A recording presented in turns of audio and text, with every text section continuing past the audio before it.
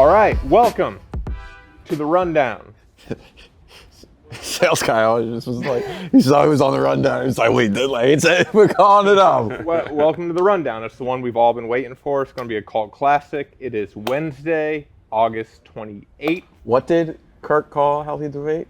Critic darling? Yeah, Critic's darling, yeah. Rundown, Wednesday, August 28th. It is brought to you by Proper Wild. Deliciously juicy energy shots and energy gummies that deliver the perfect boost whenever you need to wake up and stay fun. No weird ingredients, just good, clean caffeine. Best-selling flavors are peach mango, strawberry kiwi, and blackberry. 4 to 6 hours of energy, 5 times more caffeine than a shot of espresso. That, 4 to 6 hours of energy, it probably tastes amazing. I know Proper Wild, they've been with Barstool for a while. Shout out Proper Wild. This is a great idea. I think this may take off. I think, look, we've had Proper Wild hanging around here for a while. It is, like, if I drink an energy drink in the morning, like, I kind of feel like a piece of shit. But if I take a shot of Proper Wild, it gives me more energy, and I feel actually like a little bit healthy. It's a good product. Yeah. Shout out Proper Wild. Great name for what a great name for just what this exact product is. Proper Wild. Like, it's a proper way to get a little wild on it. Like, sometimes it's 10 p.m. It's like, I don't know if I'm going to be able to stay until very late tonight, but instead of doing something banned, the banned substance, we're going to do Proper Wild.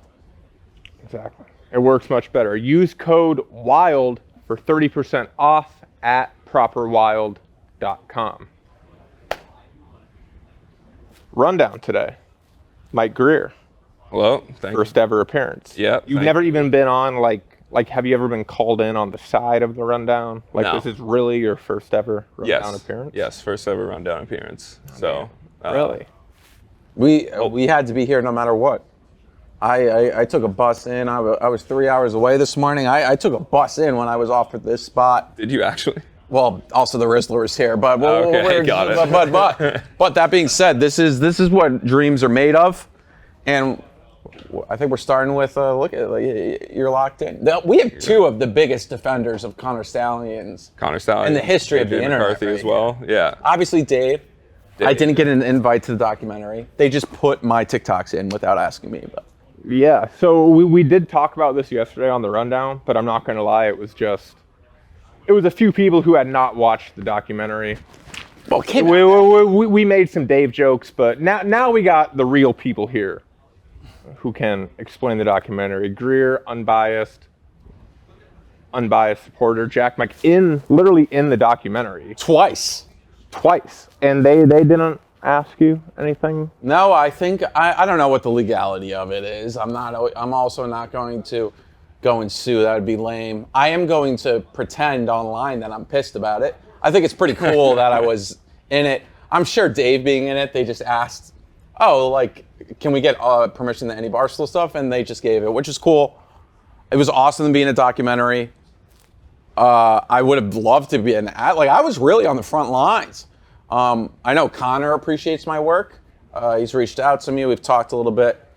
But yeah, Dave was in it. I thought Dave was great in it. There was kind of a moment, it felt like he snitched on Connor Stalions. Yeah, I thought Dave could have held his tongue maybe on that. That being said. Not that I think everyone in the world knew that was Connor Stalions on the sideline, so it's not like that big a deal. But it was kind of funny, that moment. Casey Smith cried about the documentary, which caused quite the stir online. I honestly didn't hate the take by Casey as a new mother. I didn't hate it. I did not. She is a new mother. I don't know. I don't know. She's probably hormonal and whatnot. She's been mom for like a year. Whatever. I don't know. That's how women get, I guess, when they're post-pregnancy. What Casey? She cried about it. That was her take. She's been in the college football game for a very long time. On Necessary Roughness college football show. The crying was shocking. I was shocked. It was a struggle to get through the video, but I also think she knew what she was doing. Kind of like causing a little stir before the college football season starts. Smart by her. But also post-pregnancy, 9 months. Oh wait, How long is that kid? I think she said 18 months in the video. 18 months post-pregnancy is still... Yeah. Postpartum depression? Excusable. Yeah. Postmartyrdom. I don't think... Postmartyrdom. I'm kidding about that. I think Casey's a great mother. We support her no matter what. Well, All right. within reason. Do you think, since this documentary was so, I mean, I think we can all agree it was produced by Connor Stalions. Like, it was very... It was literally produced by LeBron James, who's a Ohio State fan. It was produced by Connor Stalions, and He doesn't have that. LeBron He was James assistant. He had like 30. He was making $30K a year. It was from the perspective of Connor Stalions. It was from the perspective. True. Yeah, I was a Michigan fan growing up. I was a Michigan fan until I was about 18 years old. And then you became Bowling Green? No, so here's how it goes. I moved to Bowling Green, Ohio from Indiana. Got it. I'm an Indiana fan. Okay. Oh, okay. I live directly between Ohio State and Michigan. And all right. when you go to an elementary school in like northern Ohio, like right in between there, the Friday before Ohio State, Michigan, it's Ohio State, Michigan Day. So everybody has to pick a side. Like in first grade, it's like you either wear blue or yellow or you wear like scarlet and gray. That's cool. And I picked Michigan because it was like there were less people picking Michigan. And I had like one best friend who picked Michigan. That's cool. So I was kind of like a loose Michigan fan. I was still Indiana over everybody. IU? I was born in Bloomington, IU. And then eventually I kind of quit giving a shit. But then I moved to Columbus, Ohio when I was like 23 years old out of college. And basically I just decided it's more fun to live in Columbus and cheer for the Buckeyes. That makes sense. A lot of people And it is. That like Columbus isn't like I mean, there's some regular people, non-students that live in Ann Arbor, but Columbus, there's a lot of people that live in Columbus, right? Yeah, Columbus, the campus isn't even a campus. It's just like part of downtown. And I didn't realize weird. that. But No. But obviously, it's a city. I've always said Columbus is like the best place. Like, if you want to move to Columbus when you're like out of college, like 23 and 24 years old, and you're a college football fan, and like Ohio State kind of, it's the best place to live because you don't like really feel like you're on campus. Like it's basically downtown. You're going to be a whole part of the Ohio State environment, and it's very fun. It's a very cool place. The campus itself sucks, but if you're older, then it's kind of a cool place to go. Okay, I'm happy for Ohio State with all their campus and everything, but my biggest takeaway from the documentary was the fact that like everyone does this. I think our psycho was just better than everyone else's 100%. at the end of the day, and I think everyone knows that, and they're just full of shit if they are like pretending like we had some massive competitive advantage. I got some bad news. If there's that much money on the line, which there is in the college sports, NFL, NBA, whatnot, like all your favorite athletes, they're juicing. They're finding ways to cheat. Every school is trying to find ways to cheat. It's just like the name of the game. If you're not cheating, you're not trying. It is quite funny that, I mean, it kind of goes to show kind of the success of Barstool and whatnot. But Dave just happened to be in the middle of two huge cheating scandals in the history of sports. Obviously, Deflategate, and now Connor Stalions. It's kind of one of those ideas of that things just happen to Barstool that are just inexplainable, but they are awesome, and it was cool to see him in there, and he held the line. One time, Dave texted me. He thought I was against Connor Stalions, and he texted me, and he says, "You know nothing." That's the only thing he texted me, and I thought I was like, I got the text, and I ran through my mind, what did I do? What did I do? What did I do? Did I say something? Did I say something? And I was like, about what? And he took a photo of him FaceTiming with Connor Stalions. And I responded, I was like, no, I'm a supporter. Like, here's all the proof. He was like, I think he just didn't respond. That's one of like probably 3 times I've texted him. No, I will say though, like when I watched that documentary, I still don't like what I get hung up on. I don't understand why anything that Connor Stalions did should be illegal. Well, like, should you not be allowed to film from the stands? Yeah. Like at all? Yeah, it made no sense. Well, like if there's anything you can figure out, if you can buy a ticket and sit on the 50-yard line and figure something out about another team. I'm so sick of the crying about it. Yeah. Ohio State better be good this year. That's all I'm going to say, man. Because the way they're talking is crazy. They're saying greatest team ever. That's what Caleb Downs says. You've been in Columbus for 6 months, bro. They're saying they're the greatest team ever? Will Howard's their quarterback. I know. Don't get me started. I think they'll be really good. Don't get me wrong, but I heard Big T say they got the best receiving, like the best receivers of all time.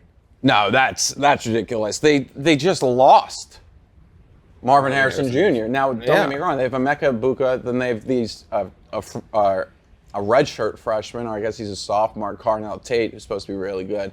And then Jeremiah Smith may be the best true freshman we've ever seen at a wide receiver. He was talking about. Jeremiah Smith is very, very good. But I don't know if you're going to say this is the greatest. Like, they've had necessarily better receivers. Like, I don't know how much. Ohio State's just a repeat of last year. They replaced mid with mid, which is their quarterback. It's insane they can't get a better quarterback than that, right? Like with the transfer class, like, you don't think there would just be somebody who I historically bet against Joe Burrow almost every game of his LSU run. So that being said, I may just be an idiot about transfer quarterbacks, and Will Howard may now be the GOAT. Also, one more thing about the Connor Stalions documentary. The masked Ohio State guy. Oh my God! I tweeted something about it. I tweeted something about it, and some guy's like, "Oh yeah, he did it because he's getting death threats." It's like, do you think those are credible death threats? Oh my God! You don't think there's 100,000 Ohio State fans who would pay to be in that documentary That's one of my talk about the biggest exact? Yeah. That's insane. What, the death threat thing? People say I'm getting death threats. Yeah. Nobody cares about that guy. Yeah. Not Nobody's even actually him? coming to kill that guy. Dude, I would say 99.99% of death threats on Twitter are fake. No shit. Like yeah. I've gotten death threats left and right. Yeah. I mean, it's Not even just death threats, family death threats. But I don't go and complain, I'm getting family death threats. That's just a fucking 22-year-old in a Columbus crack house. yeah. Get it if you are truly, unless you're in kind of a political space. Yeah. And maybe English football, kind of football or soccer. Death threats, shut up. Yeah, bottom line is if you're getting death threats on a college football messaging board, it's I think you'll be fine. Yeah. Also, that was just, can we agree that was a shitty move to make Ohio State fans look like idiots? Because they could have found 1 million people Yeah, who would have yeah, shown their face. you're That probably right, was yeah. one of those that was all right, now you're just high stepping on. right, fair. Ohio. That's Well, I fair. mean, yeah, they are high stepping. They just. Well, the whole thing's them high stepping on people, but I mean, Ohio State did it for the past 2 decades. They've been high stepping on Michigan, and then it turns around and they cry. Ohio State every day on Twitter's crying about something new. The fucking video game trailer and shit. The video game trailer, that was funny. There was a clear vendetta. Yeah. That was I funny. like that. I don't even know if I buy that. Nah, that was crazy. They had Illinois beating Ohio State. It's an upset. College football. That's what makes college football great. Is when Illinois beats Ohio State. Nah. Yeah, well, it hasn't happened since 2007. Juice Williams. Okay. Right? Am I wrong? It was that Juice Williams? It was 2 decades ago. Let's go. Juice Williams. All right. Next topic. Machine Gun Kelly and UFC fighter Sean Strickland have this beef going back to February. Oh, yeah. And MGK finally responded, and I guess he just basically told him to shut the fuck up. And Strickland responded again, right? I mean, I think you guys are going to have to explain the beef a little bit better than I know it. So, Jack, correct me if I'm wrong. They both went to a power slap event. Back to power slap. Shout out Power Slap. And then Strickland saw MGK, and obviously, who Strickland is doesn't exactly like the type of person that MGK looks like, all tatted up, drinking blood and all this stuff. So he just started chirping him, and he's been chirping him ever since. And then there was a Megan Fox aspect where With a the couple kids. weeks ago, Strickland was talking about how Megan Fox has trans kids, where it turns out they were just dressed up like rock stars. So she And DM'd then him. So it's a DM'd whole thing with the families back and forth too. And Robbie Fox put it perfectly. Sean Strickland is just he lives his life in a Modern Warfare 2 chat lobby. That's how he lives his life. I think when it goes back to Power Slap, he said that there was a video of him. He quote tweeted one, and they kind of got into like a pushing, and he quote tweeted, he's like, I didn't even realize this was MGK. I didn't realize, I just thought it was like a vampire. And then it started that. Then he said the trans kids or something. Yeah. And then kind of spiraled from there. And then today, Sean Strickland responded and said, go back to cutting yourself, you fucking weirdo, which I gotta say, Sean Strickland, that's a Modern Warfare 2. Yeah. Like, yeah. I mean, I laughed. I think that's. Oh, I laughed at him saying that. No, I don't want anybody to go. I think that's a funny thing to tell someone to do. Especially MGK. Yeah, exactly. Like, he made himself like. It's not that funny to tell someone who actually does that. Well, we know that. We don't have to qualify. You don't think MGK actually is out there cutting himself? Yeah, but it's to like have a blood pact with Megan Fox. It's not like because he's actually hurting. He does it like he does it in a cool It's like a way. sex thing. Like in a, I'm cutting myself. This is my brand. It's my brand, and then they share blood. It's sexy to them. Yeah. They're still together, MGK and Megan Fox? It's sexy. I think so. I think they're like on again, off again. Not kidding. That's like top 5 thing I wouldn't do in life. You wouldn't share blood with Megan Fox? No, you're going to hell. Immediately. That's You go to hell for sharing? Oh yeah, that's against every religion. I'm going to hell then. One time I was drunk and my buddy was reading Huck Finn and we were like, yo, let's make a Huck Finn blood pact. No, that's fine. That's fine. That's fine. That's like also you're forgiven. All right, thank you. Continuously doing it. It's a no-go, and I think almost every religion except for Satanism. Isn't like that like Jesus' whole thing? Blood pact? Like you're the blood. Like aren't you like you're drinking his blood? Yeah, only when his. You do. Yeah, only his. Only it's not supposed to be. I say it's only Jesus' blood.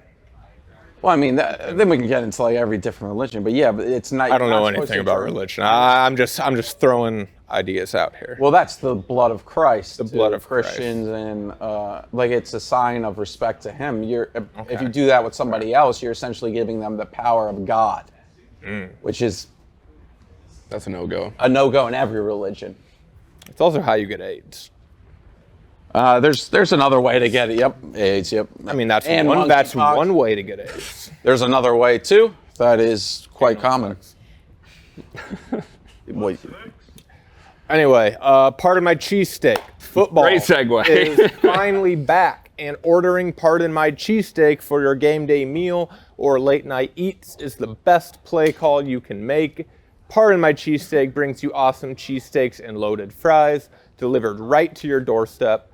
Take your pick of our delicious cheesesteaks made with fresh, thinly sliced steak, melted provolone, mouth-watering cheese sauce, and caramelized onions. Caramelized onions are always fantastic. On a toasty Hogan roll. Or Hoagie, not Hogan. It's not a Hulk Hogan roll. Hogan. On a toasted hoagie roll. We have classic cheesesteaks, chipotle cheesesteaks, chicken cheesesteaks, chipotle chicken cheesesteaks, buffalo chicken cheesesteaks, and chicken bacon ranch cheesesteaks.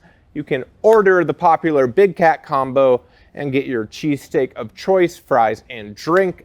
For dessert, try our new donut dippers, delicious donut holes. I need a Big Cat combo right now. Stat. And Max 2 sodas. Is that a thing? Yeah, the Max combo 2 sodas. There's a Max combo? No, there isn't. Max guy. He's making it. No, I'm not. The Max combo, you get 2 sodas. Well, yes, that 100%. That's hilarious. It's not on the ad. I'm telling you, it's not on the ad. No, I get it. I get it. Obviously, it's hilarious. He got railroaded throughout that entire. Like 2 sodas, it's not like a crazy thing to order. Also, he was hungover.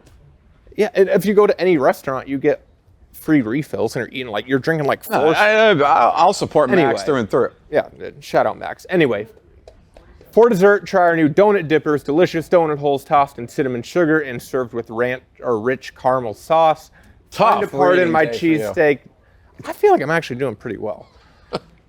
Find a Pardon My Cheesesteak near you and order yours now at pardonmycheesesteak.com. Use code PMC20 for 20% off your order. Use code PMC20 for 20% off your order.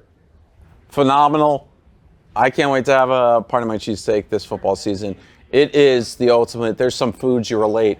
I relate because we've always used to get it when Big Cat, everyone was here before they moved to Chicago. There would always be Pardon My Cheesesteaks here. And it tastes like football season to me.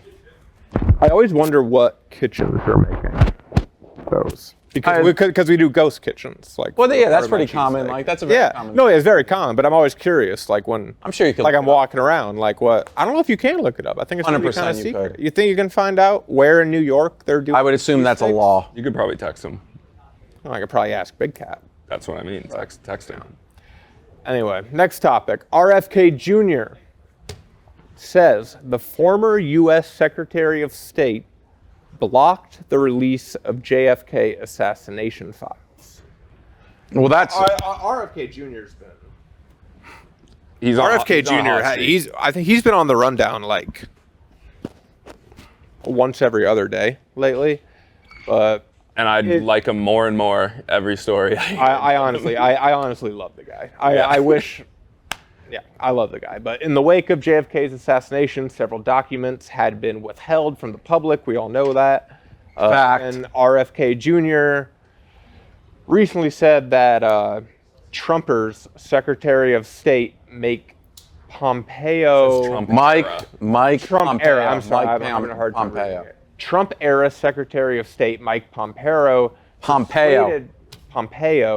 persuaded Trump to not release the files. I think and then Trump reportedly said Pompeo begged him, like down on his knees, begged him, and said it would be a catastrophe to release the files. Now Trump's saying, if they win, he's just released them right away.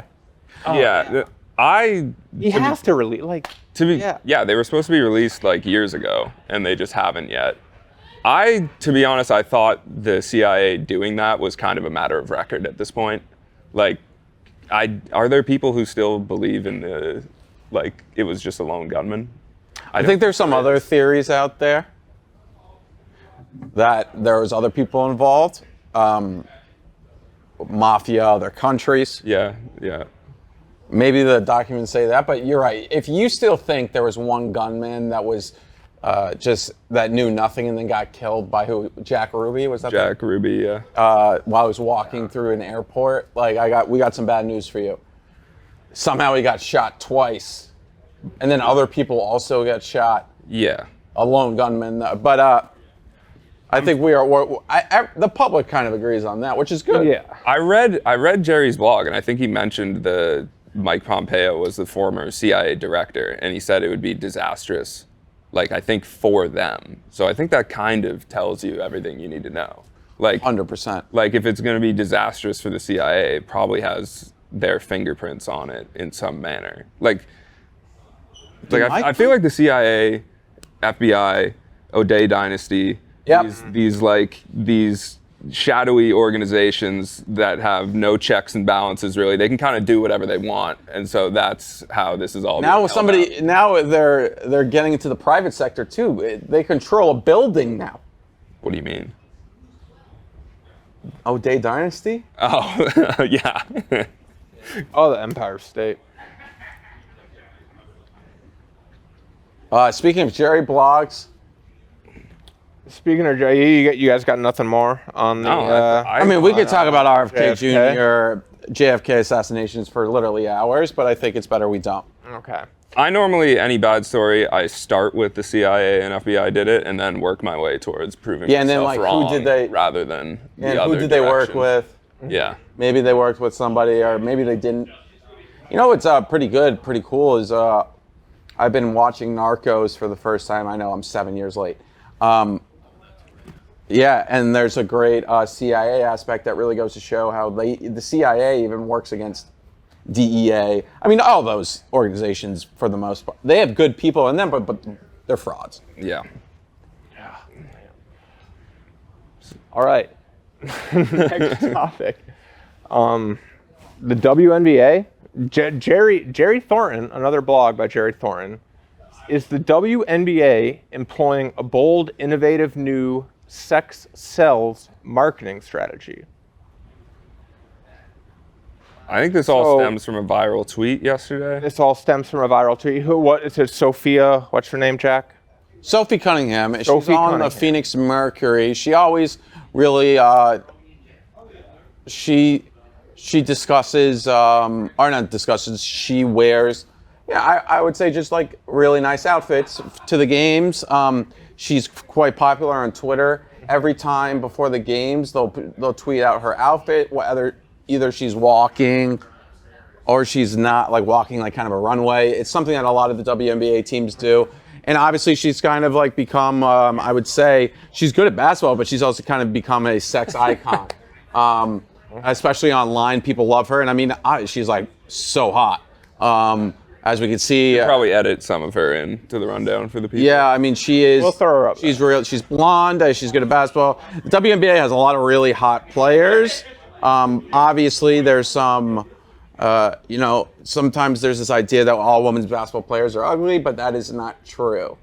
But do you think, because I don't really believe this, do you think like a girl like this, like if you get a bunch of hot WNBA players, do you think that really inspires people to watch WNBA basketball? No, because a lot like of it doesn't. No. Like I think those are completely different things. Well, a lot of these, like Sophie Cunningham's been in the WNBA for a while. Yeah. Like there's a girl on the Fever that a lot of people think is attractive. I'm actually just like the 3-point shooter. Yeah, Lexi Hull. Yeah. She was on them last year. Jaylen Brown's girlfriend, Kyrie. Yeah. But she got cut. Like I would just say like I know what Jerry was kind of going for here, and it's a blog. I mean, it is what it is. I think probably got a lot of clicks and whatnot. And Sophie Cunningham is very attractive. There's a lot of attractive players in the WNBA. Do I think they're sitting down and be like sex sells?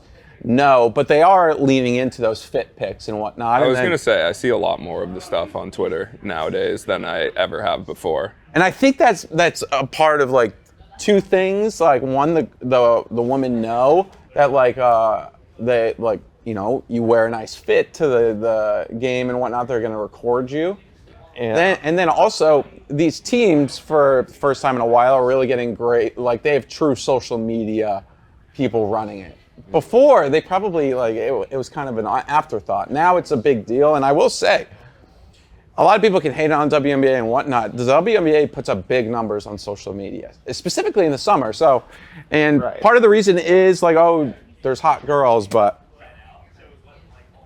Yeah, well, that's kind of like different things, though, right? Like, your numbers on social media. Like, they can do, like, a ton of clicks, like, with all, like, your hot girls, like, all your hot players on social media. But that's an entirely separate thing than people like watching a WNBA game. Yeah, I don't. Because people watch WNBA games because of like Caitlin Clark, because she's really fucking good and entertaining at basketball. But more and more people are watching WNBA games just in general. Yeah, definitely. But I think it's because of the hype from. But I don't think it's Clark because. But I don't think it's because class. there's hot girls walking down the hallway. No, 100% not. But there is a kind of a like all promotion is good promotion kind of thing. Yeah. And then also there was a little bit of a increase with even before Caitlin Clark. Like the WNBA has continuously grown, not as big as this year, but their numbers have been pretty good. They're not NBA numbers, but there's no point in comparing them to the NBA. They've been steadily, even before Caitlin Clark, they've been steadily increasing. Now, there's also it's a hard thing, and this goes back to data with Greer. How do you compare numbers when they're getting put on TV more? And then it's like, so you compare, and then it's on ABC now. So they're getting more of a shine, which has always been the argument. Like, give us the platform. And I will say they are running with it for a lot of reasons. And Caitlin Clark, without a doubt, is number one. But the WNBA as a whole, kind of the blueprint was there because of a lot of the players. Like even Diana Taurasi, I mean, she's been playing there for 20 years, right? They built it, and that's kind of where the jealousy comes in for them. It's like, we built this. Why aren't we getting the credit? Which I get. I guess. But they should accept. There is just something in. I never watched WNBA before, like in my life, honestly. Like maybe like I bet on a team one time and watched a game, but like if you watch an Indiana Fever game, like Caitlin Clark just makes it more fun than anybody else can. 100%. It's not even close. Like it's almost like I don't even like fully like understand it. It's kind of fascinating to me. Yeah, no, they, well, she plays the game a different way, in a way that there's nobody. She like it's very similar to Steph Curry. Like she just pulls up from like it's more than that. It's like you can watch an Indiana Fever game, and you feel like you understand what their team's doing because you can watch it through Caitlin Clark, and every time they have a possession, you like kind of feel like you understand like the flow of their offense because like you're watching it from the perspective of all right, Caitlin Clark's like dribbling the ball up, passing it around. Like I never like really like watched basketball from that perspective, but for some reason with the WNBA and with Caitlin Clark, you feel like I don't know, just like you understand it. And I think part of that's like 'cause I think this with women's soccer too because it's like a little bit slower. You can like see what's happening a little better. If that makes any sense. I'm kind of rambling a little bit. Once we got talking about the actual game, I had to check out because I don't watch.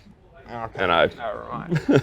Well, I've got really into WNBA and Caitlin Clark lately, and whatever. Yeah, I can only really comment on the fit pics on Twitter. Anyway, Aftershow, I guess. It looks like our TV screen has gone out. Get one login to me again. All right, we got one logged in. We had the Rizzler here today. Yeah. yeah, but I thought it was pretty cool. He Supposed to be like some people will complain about it, be like this one. It's just supposed to be fun. Like the kid was great. His parents were awesome. He did have aura. That was the first time I experienced someone in person with aura. Him and Stone Cold Steve Austin. It's the most kind of electric. And Chael Sonnen, remember? Yeah, and Chael. I've only really gone to meet 3 people: the Rizzler, Chael Sonnen, and Stone Cold Steve Austin. So That's Mount Rushmore. yeah, right there. Yep. Some people want to add a certain person to Mount Rushmore, but we will not be adding them. We will be adding some of those 3. But the Rizzler was awesome. The buzz in the office was palpable. It's the most I've kind of felt the buzz in the office for a guest in a little bit, which is awesome. Again, people poo-poo. It's like whatever. Sometimes like people like things, and that's okay. And then it was awesome. He did some skits. There's a funny video with Rico. Oh yeah, I saw that. And then it's awesome. I thought it was a fun day in the office. Now we're doing this. Anything else? Oh, well, Rico copied Frank's walking content. I mean, I'm kidding. nobody owns the walking content. No, I think Frank the Tank does here. Yeah. You're not trying to do hot dog stuff, or it's his. Yeah, fair enough. Frank is kind of the leader of this office, so. Speaking of Frank, do you know he's doing a, I was told I can bring this up, Joey Chestnut and Kobayashi are live on Netflix next Monday. You doing a simulcast? They're doing an eat-off. Yep. Like they're eating hot dogs. And I think Frank is like front row heckling them for the show. Oh, really? Wait, Yeah. really? I thought you were going to say he's like going to Jenks challenge is here, them. but Jenks told me to promote it on the rundown. Oh, that's Wow. So Frank is going to be like involved in the. And also, this is a matchup that's been years Yeah. in the making. Like, you right, wanna and talk they got rivalries. Frank in it. Yeah. I didn't realize Frank was going to be. No, That's yeah, awesome. he's- Why gonna did be there. Kobayashi get like banned from the? I remember like the last time we saw He had him. a I'm pretty sure he contract puked. dispute. He had a contract dispute. Okay. And then Nathan pretty much told him to fuck off. And then I think at one point they banned him from the premises. And then he showed up, he got arrested, and then he would do like a simulcast during the same time. He would eat more than Joey Chestnut, but people would like, Oh, dude. really? I didn't yeah, know yeah. that. But then people would be like, well, that's not fair. You're in an air-conditioned in New York City, Yeah. 33rd floor. We are like Joey Chestnut's in the heat, 95 degrees. Damn, I did not realize there was. No, Kobayashi. There's a lot of beef. I thought Kobayashi was Ironically. washed. Honestly. That's a double entendre beef. double entendre for there's a lot of beef with Kobayashi and Joey Chestnut because beef, hot dog, No. beef, Kobe. Wow. Kobayashi beef, yeah. Yeah, I got it. So it's gonna be it's live on Thanks. It's live on Just let me do Netflix. it. Live It on is. Netflix. All right, let's not give him a free ad. What? we're giving Frank an ad. Frank's gonna be in it. We're promoting Frank. No, Live on Netflix. we will be there. We're giving an ad live on Netflix on Labor Day at noon. And I saw that on Netflix is really promoting it because I was watching Narcos last night. It was right front and center. Yeah. And this is why First thing on Joey their couldn't do page. in. But hopefully they're not eating like vegan hot dogs. No, I saw it was all beef. I saw it was gonna. All right, be good. beef. All beef. Yeah, it's all beef. All right, I really got to piss. All right. Yeah. Anything else? Anything else for after show? I got nothing. Anybody? Reek. Got nothing. Thanks for the Rico. first rundown. No problem. Thank you for having me. Anything Apologies going on in to the fans. Chicago? I don't think so. I think they're cool over there. Yeah. Football's coming up. Football's coming up. Oh. Yeah, you got any locks? Nah, No locks. no locks. That's not a thing. In Chicago, wishing the surgery goes well. For who? Oh, Maybe cut that. no, surgery. Today's the day. If you know, you know. Yeah. That's not a quote of me. Is that a Nicky Smokes thing? That's a Nicky Smoke. Nicky Smokes in. Is that what he's hinting at with his Yes, he is. weird tweets about Yeah, Nick- tomorrow's the? his life changes forever. That's what he said. So he's transitioning. Yes. Okay. That's what we're talking about. Word. That's the rundown.